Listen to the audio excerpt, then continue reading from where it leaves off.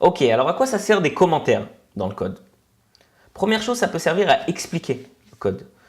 Là, on travaille sur des bouts de code relativement courts et simples, mais la plupart du temps, notre code sera plus long et plus complexe. Donc ça peut être utile. Ou même si des fois, on peut être plusieurs à travailler sur le même fichier de code, on ne pense pas tous forcément de la même manière, ça sera utile d'avoir une explication sur le code.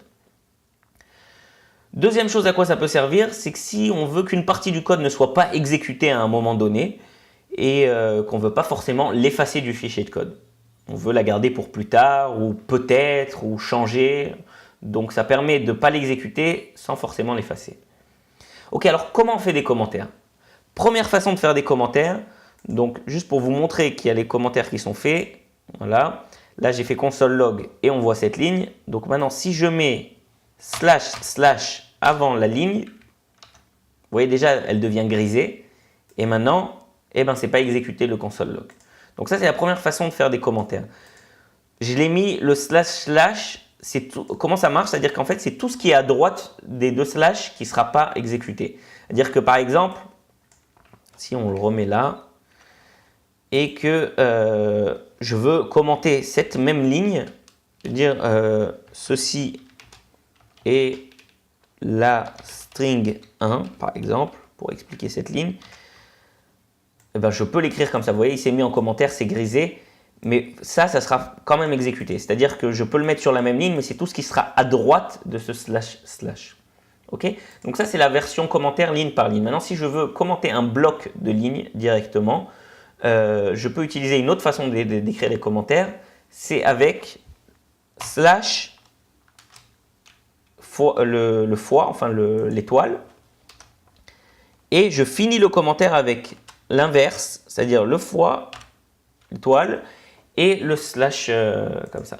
Donc là, tout ce qui est compris entre l'ouverture du commentaire et la fin du commentaire, ben ça sera ça le commentaire. C'est-à-dire que si vous voyez, si je prends ça et que je le mets, par exemple, je ne peux pas, donc on va le copier, coller ici. Donc là, le string 1, il est bien, mais à partir de là, le string 2, il n'est pas bien.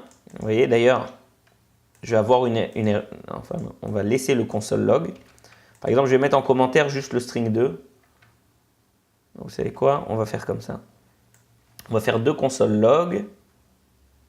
Un avec string 1 et un avec string 2.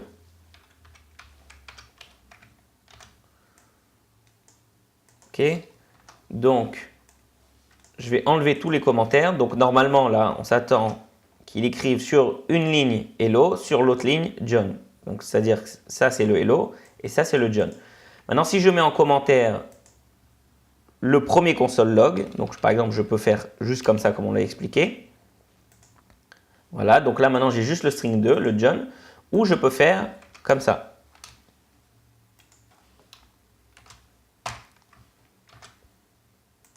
Et là, j'ai aussi également que le John. Maintenant, si je prends ça et que je le mets à la fin des deux console log, par exemple comme ça, et bien là, j'aurai plus aucun console log.